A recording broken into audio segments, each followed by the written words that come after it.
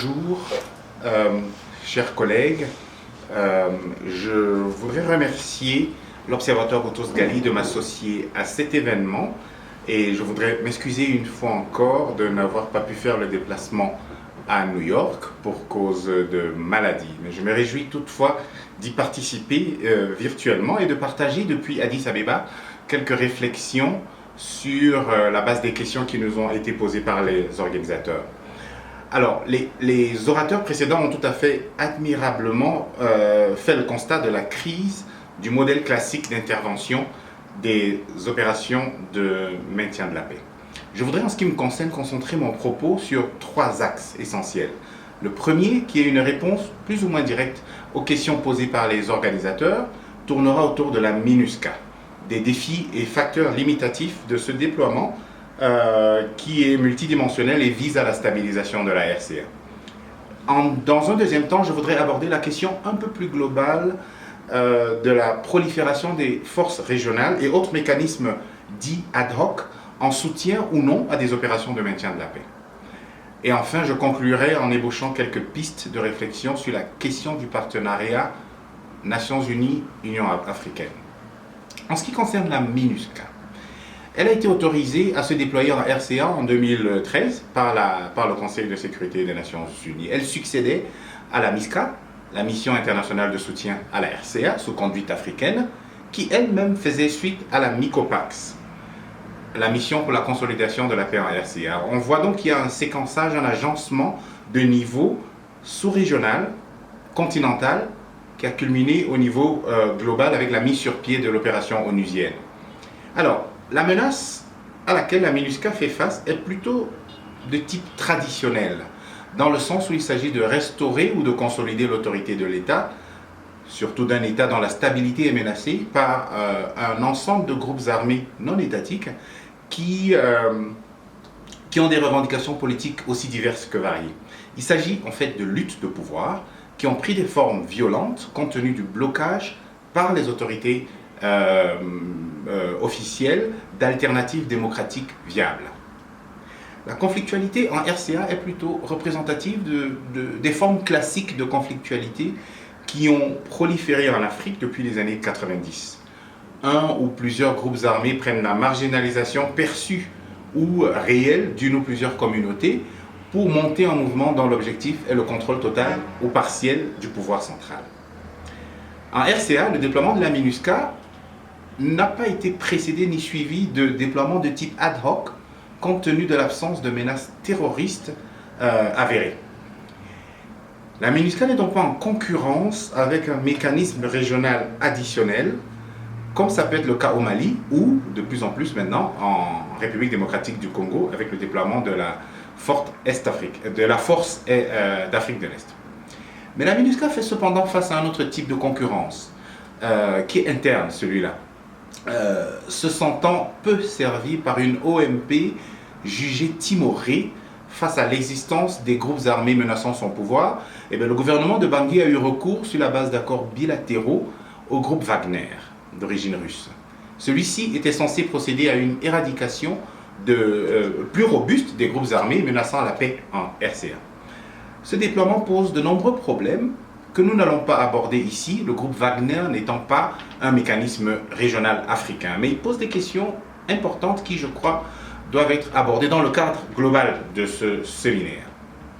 J'en viens donc au deuxième temps de mon intervention, notamment sur la prolifération des forces régionales. Les dynamiques de crise dans lesquelles évoluent les opérations de maintien de la paix, ça a été dit, connaissent des mutations plurielles. On observe premièrement un éclatement des acteurs non étatiques qui rend difficilement opérant tout processus de paix inclusif. Deuxièmement, il y a l'émergence de l'islamisme radical comme idéologie revendiquée par plusieurs groupes armés. Cette émergence rend ardue aussi la signature d'accords de paix. Troisièmement, à mon avis, il y a aussi la difficulté à mettre en œuvre ces accords de paix dans des contextes mouvants, fluctuants, caractérisé entre autres par une régionalisation accrue, ainsi que l'implication des États riverains, des pays hôtes d'OMP, dans des crises qui sont de plus en plus appelées à résoudre. On se souvient que c'était un tabou il y a un moment. En ce qui concerne le paysage institutionnel, on constate depuis la fin des années 90 une implication croissante des organisations sous-régionales et régionales africaines dans le domaine de la paix et de la sécurité. La création de l'Union africaine en 2000, suivie de l'opérationnalisation de l'architecture africaine de paix et sécurité, a formalisé la doctrine africaine de maintien de la paix, qui est basée sur le concept de soutien à la paix sur la base de 5 scénarios de la force africaine en attente. APSA, comme on appelle l'architecture, a été conçue comme un cadre global de sécurité collective en Afrique, dans lequel s'insèrent des opérations de soutien à la paix qui font appel à la responsabilité primaire des États et des États du continent, tant à l'échelon régional que continental. Toutefois, ces dynamiques au niveau régional et continental se sont effectuées sans que soient pensées en amont les interactions avec les Nations Unies. Si l'acte constitutif et le protocole de paix et sécurité reconnaissent la primauté du Conseil de sécurité des Nations Unies, les implications pratiques de cette subordination de fait n'ont été constatées qu'à posteriori, lorsqu'il a fallu déployer sur le terrain des troupes dans des crises, et surtout qu'il a fallu les déployer dans l'urgence. Les rôles et attributions spécifiques des organisations régionales, tels qu'évoqués dans le chapitre 8 de la Charte des Nations Unies, continuent de faire l'objet d'un débat.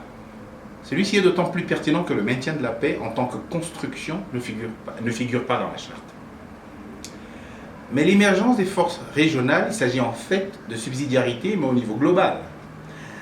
L'émergence de ces forces régionales peut aussi être considérée comme l'expression de dynamiques contradictoires. D'un côté, elle est révélatrice de la prise en main par les Africains, on l'a dit, des solutions aux problèmes sécuritaires du continent. De l'autre, elle reflète aussi les carences de l'architecture actuelle de paix et de sécurité.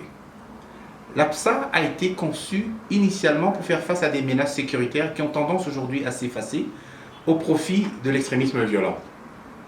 Même si cette assertion peut être relativisée en évoquant la fragilité chronique des États africains qui font face à des problèmes de gouvernance inédits. Il convient donc de définir les conditions dans lesquelles une division du travail entre les forces régionales et les OMP des Nations Unies serait envisageable.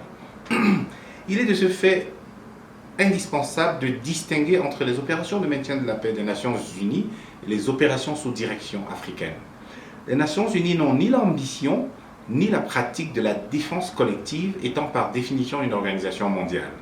Pour ce qui est de l'Union africaine et des communautés économiques régionales, bien que l'APSA s'inscrit dans une logique de sécurité collective, leur pratique a surtout consisté à prémunir les États de la menace que faisaient peser sur eux des ennemis bien identifiés. Probablement non intentionnel, ce réflexe de défense collective structure la pratique africaine de la mise en œuvre de l'APSA, ce qui est quand même un décalage avec l'idée originelle. Et les retards pris dans la mise en œuvre de la force africaine en attente confirment ce parti pris pour la défense plutôt que pour la sécurité collective. Le rôle des Nations Unies ici n'est que passif, en cela qu'il vient en soutien à une pratique qui consacre la défense collective. La montée en puissance des forces régionales a aussi consacré le principe de l'implication des pays riverains dans les OMP. Autrefois tacitement tabou, ce principe s'est imposé sous l'effet combiné de plusieurs facteurs, sur lesquels je ne reviendrai pas ici, mais il faut noter que les multiples implications de cette dernière tendance sur l'architecture globale de sécurité ont rarement fait l'objet d'analyses approfondies. Non seulement il a jusqu'ici toujours été difficile de mettre en application le principe de subsidiarité, pas seulement au niveau global entre les Nations Unies et l'Afrique, mais à l'intérieur de l'Afrique, entre l'UA, les communautés économiques régionales, et le niveau national. Et il a été difficile de mettre en pratique ce principe, mais en plus, autant l'Union africaine, les CER, que les Nations Unies n'ont estimé utile de faire un bilan de l'implication croissante des pays riverains dans les OMP des Nations Unies. Cette absence de leçons apprises laisse en suspens les nombreuses zones d'ombre résultant de l'implication des pays riverains dans un état hôte de mission de la paix. En plus, tel que pratiqué aujourd'hui, la régionalisation du maintien de la paix pourrait participer d'une dissolution graduelle du concept de sécurité collective tel qu'imaginé en 1945 au profit d'une forme de défense collective au niveau régional. C'est peut-être aussi une tendance à la militarisation du maintien de la paix.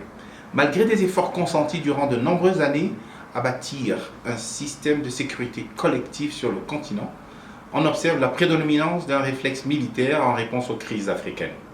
L'exemple le plus récent était la décision, il y a quelques années déjà, de l'Union africaine de déployer 3000 hommes dans le Sahel, dans une zone qui se caractérise pourtant par une sorte d'embouteillage d'initiatives et de forces militaires avec des résultats plutôt inégaux en termes d'amélioration de la sécurité humaine.